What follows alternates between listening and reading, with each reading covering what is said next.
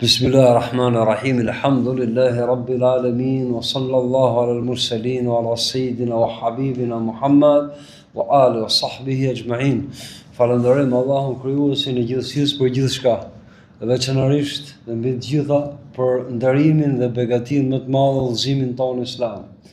Paqja dhe bekimi i Zotit qoftë me krejt profetët, vullën e tyre, dashmin e zemrave tona, diellin e udhëzimit për gjithë ata që sinqerisht kërkojnë të vërtetën dhe rrugën e Zotit, Muhammedin alayhi salatu wassalam, familjen e tij, shokët e tij dhe të gjithë ata që ndoqën dhe ndjekin udhën e tij të përsosur të bekuar deri në ditën e fundit, ditën e premtuar. Assalamu alaikum wa rahmatullahi wa barakatuh. Vazhdojmë me temën e rëndësishme dhe domosdoshme për të njohur nga musliman, sunnatullah, tradita e Allahut, sjellja e Allahut me njeriu dhe shoqërinë njerëzore, në varësi të bindjes dhe mosbindjes tyne, ose ndryshe lidhje shkak pasojë gjithmonë, sipas ligjit hyjnor dhe vullnetit të tij, pa fjalë e dyshimit, shkaktari i shkaqeve ose krijuesi i shkaqeve. Tham dhe jemi pikërisht këtë tema e sprovave. Ligjet hyjnore që kanë të bëjnë me sprovat, qoftë për të mirë, qoftë për të keq. Dhe lëm ligjëratën që sprovat e veçanta të xhamatit musliman ose besimtarëve që i kanë vu për qëllim vetes dhe këtë do ta kenë gjithë besimtarët për të ftuar njerëzit në fenë e Zotit derisa të jetë feja e Zotit ajo që do dominojë që njerëzit dhe do të jetë fjala e tij pra mbi çdo fjalë tjetër. Pra tham, me që në këtë botë nuk shpëton asnjë nga sprovat, gjithë njerëzit. Ama muslimanët kanë sprovat veçanta, aq më tepër ato që janë aktiv për të ftuar njerëzit në Islam kanë sprovat veçanta. Është një çështje që ndodh shpesh, domethënë një problem i madh që ndodh shpesh ke besimtarët, sidomos ke aktivistët ose ato që janë aktiv për të ftuar njerëzit në Islam që të triumfojë rruga dhe feja e Zotit. Është pikërisht alarmi ose rreziku që i kanoset këtyre njerëzve për sa i përket shkaktimit artificialisht për të për të përshpejtuar sprovat, ose për t'i afruar ato ke vete, ose për t'i shkaktuar ato, për të bërë shkak që të shtohen sprovat dhe të përshpejtohen.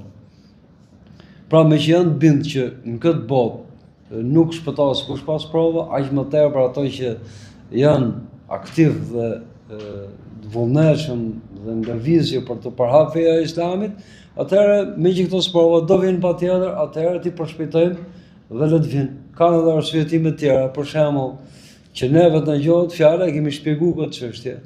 Do të jemi njerëz të sigurt në masën e njerëzve, pra do të kenë besim ke ne. Ne do të jemi të mirënjohur, të kenë besim ke ne, të kenë siguri ke ne, dhe që të bëhemi të tillë, duhet të përballemi me sprova, sepse sprovat shquajnë njerëzit e vendosur, njerëzit e virtyteve të larta dhe për e lloj ne do zëjmë vend ke njerëzit, do kemi autoritet ke njerëzit, do na besojnë në ndërgjegjen tonë, fjalën tonë, dhe kështu do na zëjë vend edhe fjala kur t'i ftojmë ato në Islam. Pa fut hipokrizin, hipokrizia është kur e ke dëshirë që njërë t'jesh i famshëm ke njerëzit, dhe të pëlqej lëvdata dhe nderimi i tjetrit dhe haranat e të Allahut, shpërblim në Zotit, ose i përzit të dyja. Po flas thjesht taktikisht, janë sinqert me Allahun, po thonë që ne do të jemi të besueshëm, pra do të na zëvën fjala, dhe që të zëvën fjala, pra do të jesh i sprovuar, ku do të njohin tjerët. Atëherë ti provokojmë sprovat, ti nxjerrim sprovat. Edhe nëse armiqtë e fesë janë gjumë në të zgjem. Na vjen na sprovojnë deri ke ato që janë më të mëdha. Ka njerëz që mendojnë kështu. Edhe ato që janë aktivistë, ka njerëz që e nin veten fort në fe dhe thonë që o Zot më sprovo. Kjo është haram. Allahu e din mirë si mos peshës imanit, besimit, gjithë se cili si e çon sprovat, kur e çon, ç'a mënyre e çon, ç'a lloje e çon dhe në ç'a përmasa. Ta kërkosh sprovën vet, që sprovoj Allahu durimin dhe qëndrueshmërinë, kjo është haram. Sepse urdhat kuranore që të lutemi që Allahu të na lejoj. Për shembull, lutjet më të mëdha në Kur'an janë Fatihaja dhe 2 ajetet e fundit surës Bekara, sidomos ajeti i fundit. Një nga ato është Rabbana wa la tuhammilna ma la taqata lana bi. Zoti jonë mos na ngarkon ne atë që s'e kemi takatin, pra se kemi mundësi. Mos jemi të paaftë me përballu. Kjo urdhër kuranor që ti ta bësh këtë lutje, si ti i lut Allahun të kundërtën e kësaj, o Zot më sprovo ti. Ja, ka historinë e plotë. Nëse kjo është e përgjithshme, aq më tepër,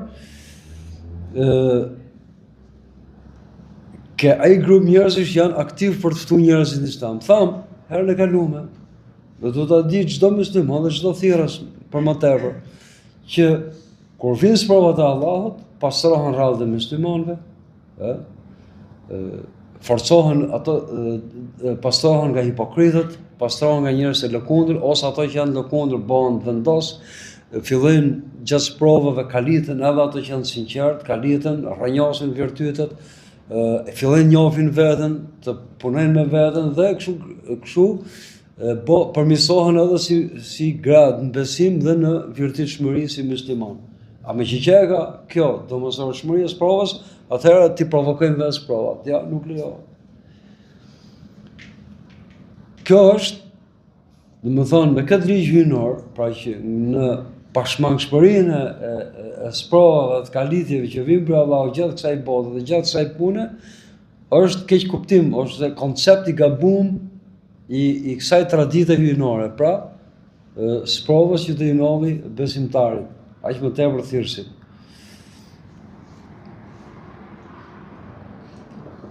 Dhe kjo shpesh ka rreziqe tjera që në të rënashme inshallah mund të sqarojmë. E para punës, përshpejtimi i provave dhe provokimi e tyne vjen nga ignoranca e muslimanëve. Në përgjithësi, e sidomos me këtë ligj hyjnor, që është i pashmangshëm, pa që të kalojnë prova.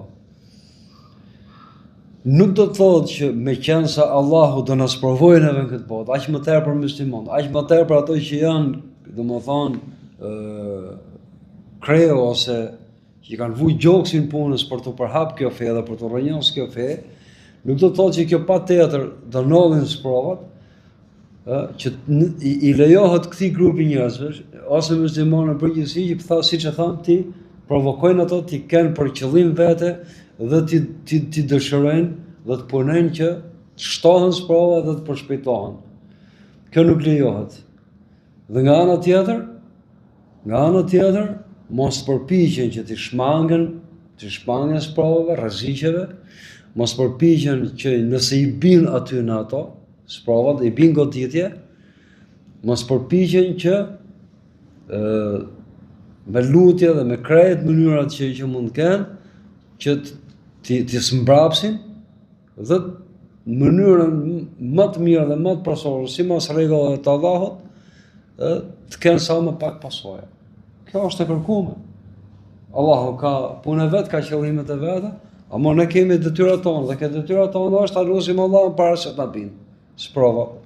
Ta lutim mos ta bi ngarkoj më shumë se që kemi takatin, pra, energjinë dhe forcën e përballimit. Ta lutim Allahun që edhe nëse na bin, ti largoj. Edhe nëse na bin, na shpërblej. Dhe të na zëvendësoj goditjen me më të mirë se na të keqen, pra, me të mirë. Sepse shariatikisht, urdhni siç e tham është urdhni mund të jetë thjesht e pëlqyeshme, që të lutesh që mos binë prova. Po ka raste që urdhni është i formës premë, është detyrë që të lutesh dhe të përpiqesh që të shmangesh goditjeve dhe rreziqeve. Unë ti për shembull, ka qenë vëllezërit tonë musliman. Kishin qenë në luftë, për shembull në Afganistan. Në Afganistan ishin gjanat e preme, ishin sqaruar, blloqet që luftoheshin, ishin domethënë të qarta, ishin të organizuar, kishin njëna palë, i kishin saktimin student në shkollë, kishin dhe përkrahje ndërkombëtare nga disa shtete musliman jo musliman. Filloi lufta e shpërbërjes ish Jugosllavisë, i popullat pothuajse pa përgatitur për luftë, shqiptarë musliman, shkonin nëpër fshatra, i thirrshin njerëzit të kapnin armët, kjo parasysh ishin me familje, me gra, me kalamoj, ushtria serbe organizuar, policia po ashtu, ç'a bonin? Kaloti patrull serbe aty, i shkretën ca armë patrullës serbe, ata masakronin fshatin. Është ignorancë komplet ignorancë. Përdhunonin krah, kanë bërë gjëra që s'thuan, masakra. Komplet ignorancë. Kanov, edhe 2001-2002 ishin kurnovi i luftë civile mes shqiptarëve dhe maqedonisëve, po të njëjtët tipa me të njëjtën smundje, të njëjtën provokime kanë bërë. Popullata komplet e zbuluar, e pambrojtme, pothuajse. Komplet ignorancë. Po të shikosh luftën që ka bërë profeti alayhis salam, e ka luajtur gjithë atë libër, analizë për çdo ngjarje. Gjëja e parë ishi u sigurohej nderi dhe jeta e pjesës së dobët popullatës pa mbrojtur, derisa u dha urdhër për Zotit me emigru. Krejt ndryshe nga ajo që na ka mësuar pejgamberi alayhis salam që ka zbritur ajet e Kuranit. Edhe nëse jemi luftë, dakord. Ne jemi ke faza e Zoti mos na sprovoft. Përhapjes Islamit, kjo luftë në vetë, lloj luftë në vetë. Ndërkohë që ke sulme kundër Islamit, shparje sisteme, shparje truni, lloj kurthesh, ne kemi punën tonë me përhap këtë fe. Ka përballë, ka plot, çdo ditë ka përballë, çdo ditë birës ato që se duan këtë fe janë shumë të organizuar, shpenzojnë shumë më tepër se ne sot për këtë fe. Më thonë me tonelata para shpenzohen. Sistemi media dhe pushteti, pjesë e pushtetit kanë hyrë rrjetet arsimore, kanë hyrë rrjetet sociale gjithkund. Pushteti 4 mediatik nuk bëhet fjalë që shumica dërmuese është atyre që këtu flas paktën për vendin tonë, edhe i pjesë të madhe të vendeve me popullat 100% arabo-islame. Edhe shpjegum, e ka thënë Kurani, kjo luftë është e hapme. Atëherë ti provokosh sulmet vetë, jo. Kjo i bën me kufizu aftësitë tuaja dhe veprimtaritë dhe aktivitetin tënd. Aq më tepër kur je dobët, Pra kjo nuk lejohet kurse si. E para punës marrim një shembull me njeriu që është me smundje. Gjithë njerëzit në këtë botë sprovohen me smundje të ndryshme. Nuk do thotë që kur mësojmë sevapin e madh që ka besimtari, kur i bin smundje dhe duron i kënaq me Allahun, i pranohen lutjet gjatë kohës që është i smund, sa që thot profeti alayhis salam, vizitoni të smurët dhe kërkojnë aty në të bëjnë lutje se i pranohen lutjet. Ka sevap shumë. Nuk do thotë që ta lutesh Zotin o Zot, mos zbrit smundjen. Ma mush trupin me smundje, kjo është haram. Kjo është haram. Nuk do thotë që kur të bjen smundja, mos përpiqe, domthon e para punës, mos shfrytëzosh gjithë llojet e profilaksisë, e para ndalimit, e para se të bi. Dhe kur të bi do të thotë që mos shkosh ke mjeku. Ta lutësh Allahun, shëroj. Por nuk do të thotë që ti e ke haram me lut Zotin, jo. Gjëja e parë, lutë Allahun. Ti përdorësh gjithë llojet e mjekimit. Ku si fillojnë llojet e mjekimit? E para lutë Allahun, e dyta jep sadaka, pastaj shko ke mjeku. Pra do përpiqesh që kjo sprovë të rgohet. E njëjta gjë është edhe me armiqsinë që shfaqet në terren, në jetën tonë të përditshme, kundër muslimanëve, aq më tepër atyre që punojnë për përhapjen edhe rrënjosjen e kësaj feje.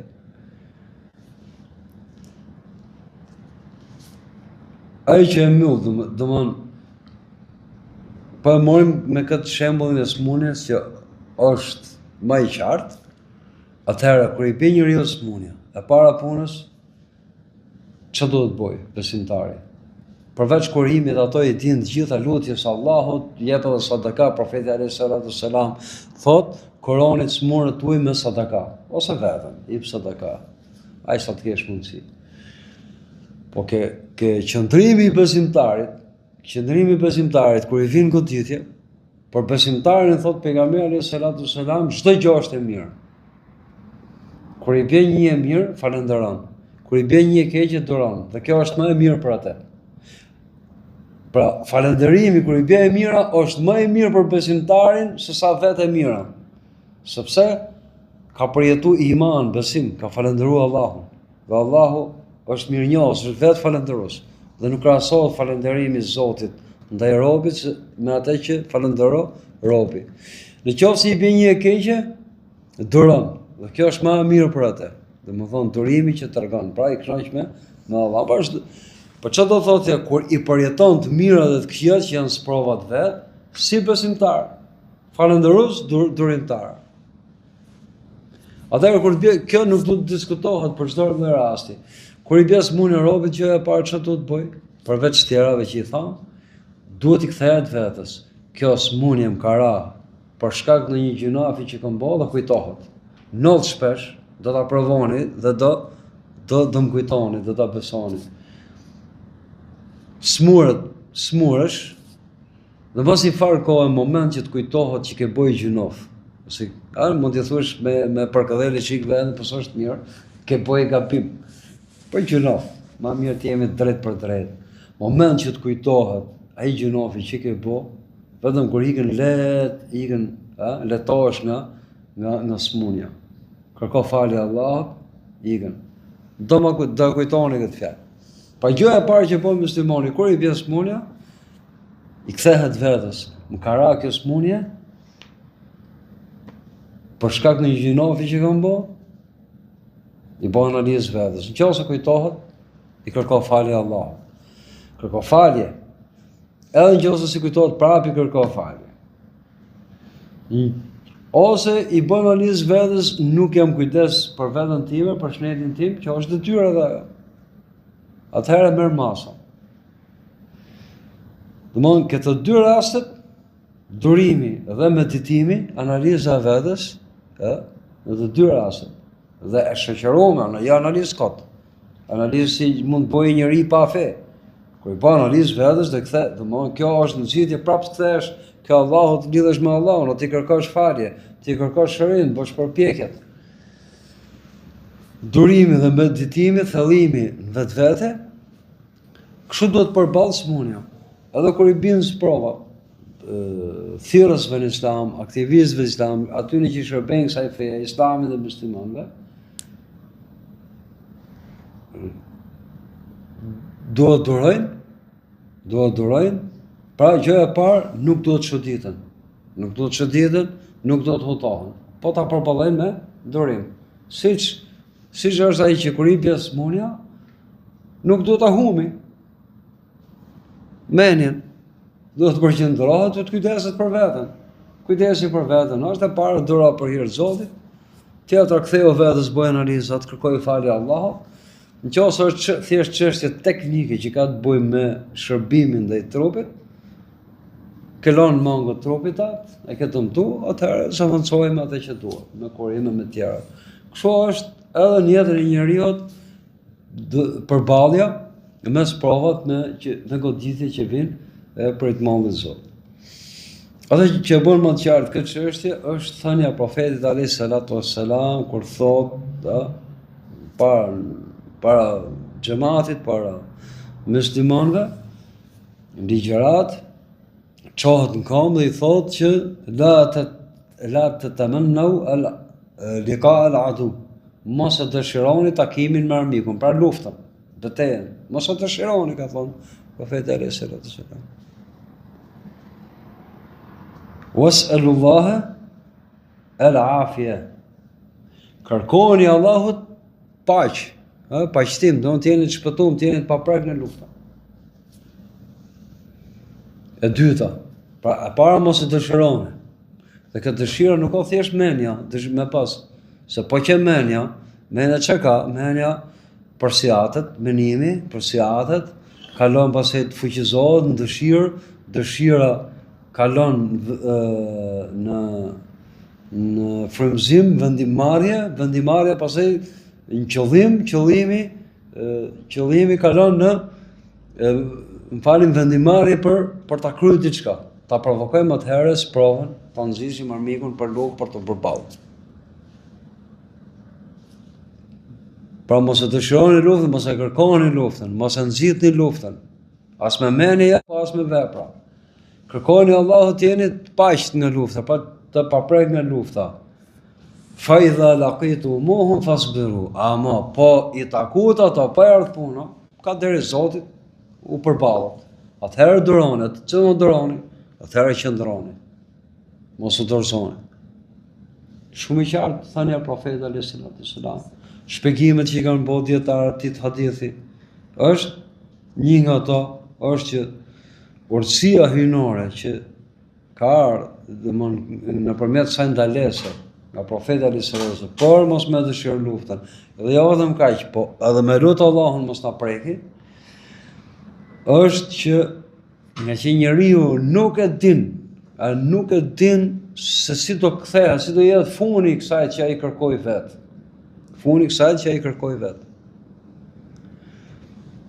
Ose Hazreti Abu Bekri radhiyallahu anhu ka pas më të sakrificës se Hazreti Abu Bekri. Këto kanë qenë krerët e sakrificës me pasunie, me jetë, me të gjitha, me familje krejt. Radhiyallahu anhu. Një nga thënit që ka thonë Hazreti Abu Bekri është njëri që përmendet në Kur'an. Çka ka thonë? Të jem i paprek, dhe më thonë, i pas provum nga goditjet, dhe të jem falenderues, dhe të falenderoj, është më dashur ke mu, se sa të goditëm dhe të duroj. Imani është gjysma falenderim, thotë profeti alayhis salam, gjysma sabër, durim. Të dyja të imanit janë. Po çfarë thotë gjiganti i pari që zëvendësoi përgjegjësinë e besimtarëve mas pejgamberit alayhis salam? Mos goditem, pra mos të sprovohem, dhe të jem falendërues është më dashur ke mua se sa të goditem dhe duroj. Ka sot një nga ne, nga Abu Bekri, që ka thonë pejgamberi sallallahu alaihi wasallam, qose do vetë imani e Abu Bekrit radhiyallahu anhu me i krat peshore, se imani i kreti metit anon peshore dhe ke Abu Bekri. Pa ka thonë këtë fjalë, njëri është. Kush ne mund thuash ti tash i pritet se unë jam i fortë, mos pyes. Atëherë vijnë shpjegimet e dietarëve në lidhje me këtë thënie të pejgamberit alayhis salam, mos e dëshironi luftën dhe kërkoni Allahut të jeni të paqët, të paqëtuar, pra pa prek nga ajo, të pas provum. Kanë thonë dietarët, ka ndalu profeti alayhis salam nga të dëshiruat, ka njerëz që edhe ai mend kanë, ai që është, të më thonë, thellësia e konceptimit të çështjeve të Islamit. Ai duket si aventurë, çfarë mund t'i duket. Ai që është e frikshme, siç e thonë dietarët, pra ke sqarimi, komenti i këtij shpjegimi i kësaj thënie profetike është që ka ndalu profeti alayhis salam që mos të bijë njeriu në vetpëlqim, t'i pëlqejë vetja, unë jam trim, unë jam i fortë. Dhe është nga ato që e shkullin imanin. Vetpëlqimi, ka thonë profeti alayhis salam, është nga ato që e shkatërrojnë krejt imanin. Jo e korrin, shkullin, Zotin e rrit. Unë jam i tillë, unë jam i fortë, unë jam hero. Jo, haram, nga haramet e ka përmend el muhlikat, 4 shkatërrimtarët e imanit, me të pëlqyer vetja e njeriu. 4 shkatërrimtarët që shkatërrojnë imanin. Tjetër, ka ndalu profeti alayhis salam, kanë thonë dietarët me këtë hadith nga të dëshiruarit e luftës, që mos më shtetet njeriu ke aftësitë e veta.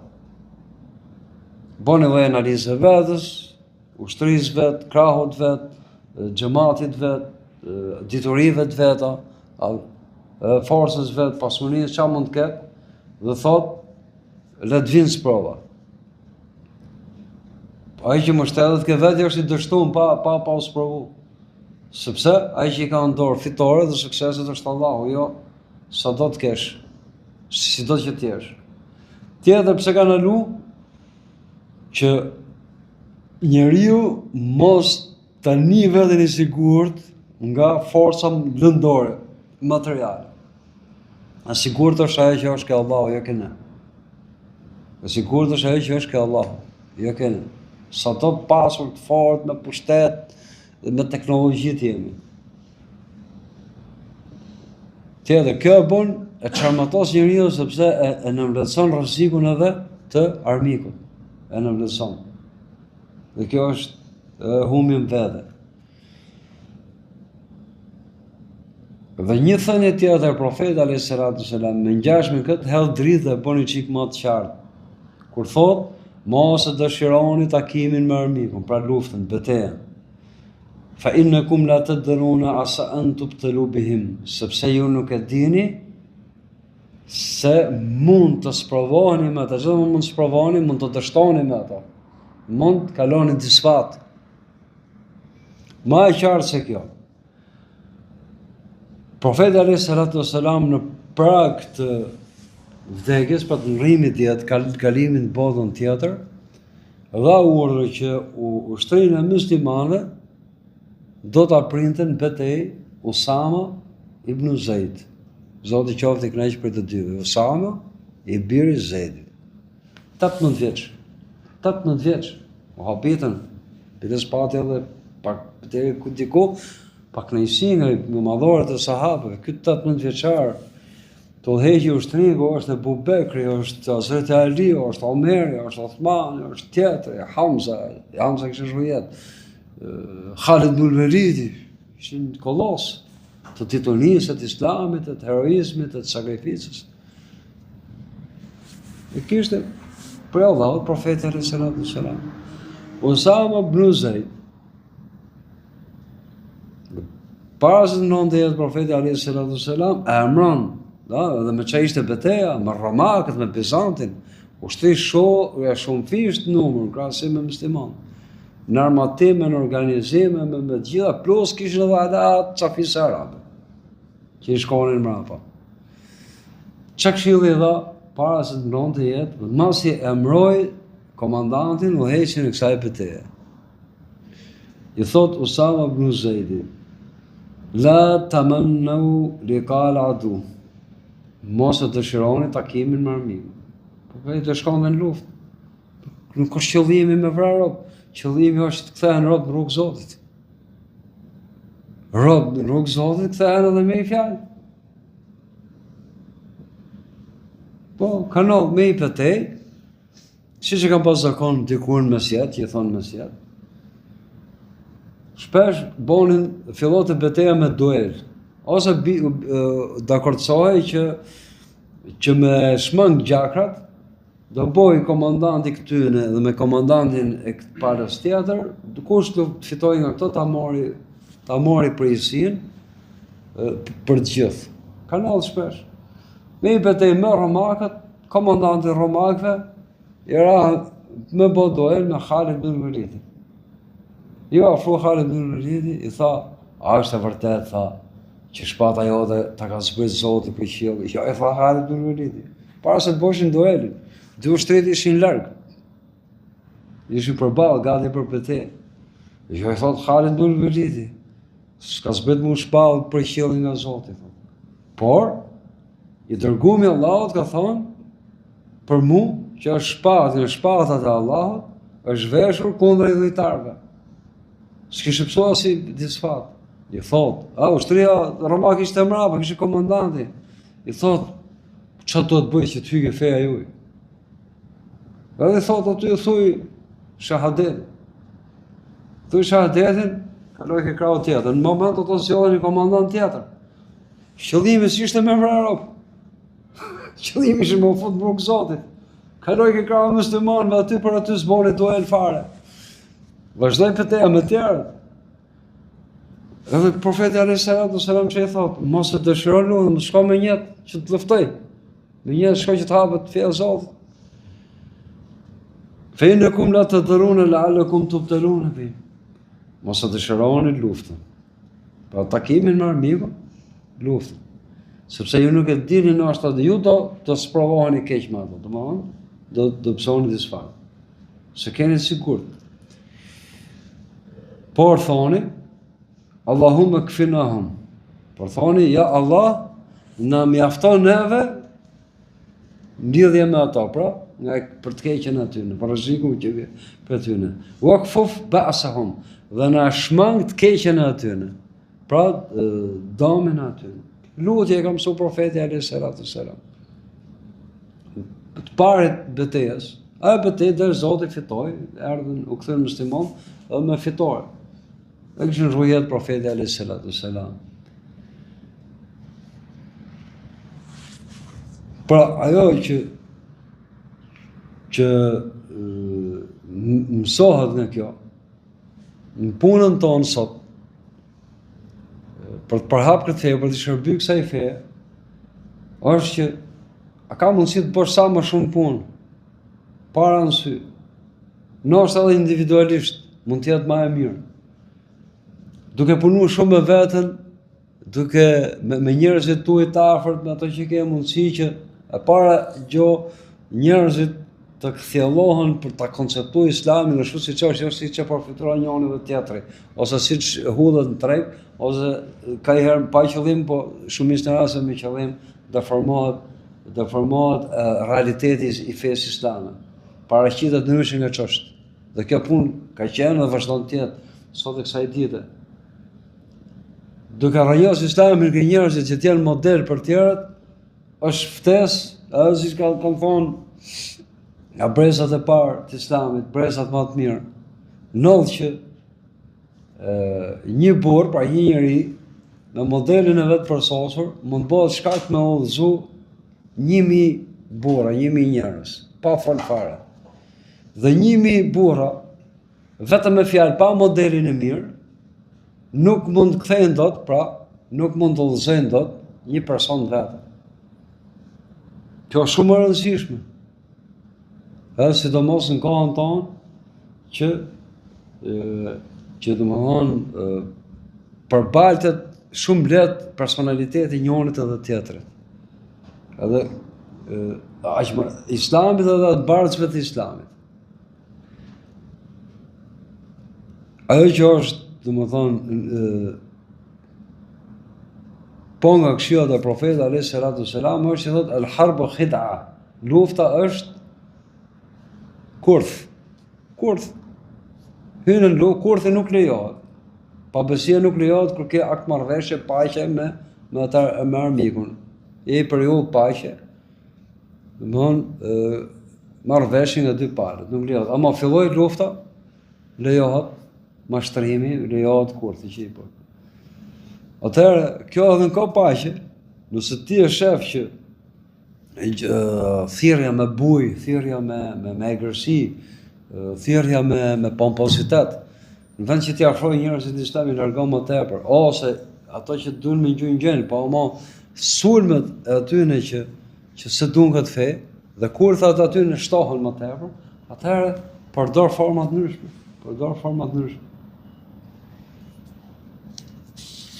Më dhe thështë radhën tjetër, bëdhëm Shqipëri, çfarë nuk është bëllë, lloj prova, lloj eksperimenti, me i boshatis xhamiat. Këta kanë thonë njerëz që kanë punuar për këtë punë. Njerëz paguajtën për këtë punë. Ka të Zoti që dikush për atyne, domthonë ka hyrë në Islam dhe ka tregu vetë që çfarë s'u ka bëu këtu. Edhe xhamiat janë mushën e më tepër. Mohon që shehin që e mbro Zoti, e ru Zoti këtë fe. Kjo të tyra jonë.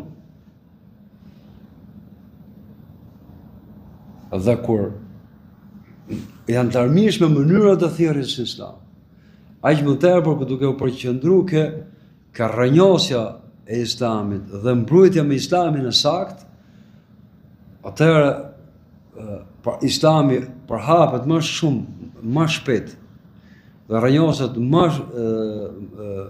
më lehtë ke njerëzit, dhe tek e funit, edhe edhe ato që mund të janë me pushtet, ose janë pushtet dhe sulmojnë këtë fe, dhe e luftojnë me gjitha mënyrat, kur dihet që të dalin nga ky popull, kur shtohen përqindjet e cilësisë pozitive në këtë popull, do ndryshojë edhe ai që ka në dorë pushtetet, pushtetin politik, legjislativ, ekonomik, mediatik, gjitha që janë.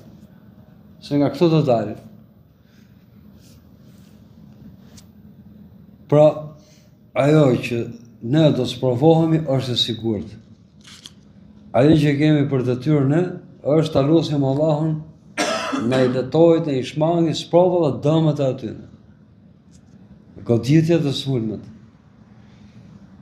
Dhe mos e kemi të ndalume t'i provokojmë ato dhe t'i dëshirojmë ato sprovat dhe armiqësitë dhe kurthet e çfarë mund bëhen kundra nesh, kundra islamit dhe kundra muslimanëve.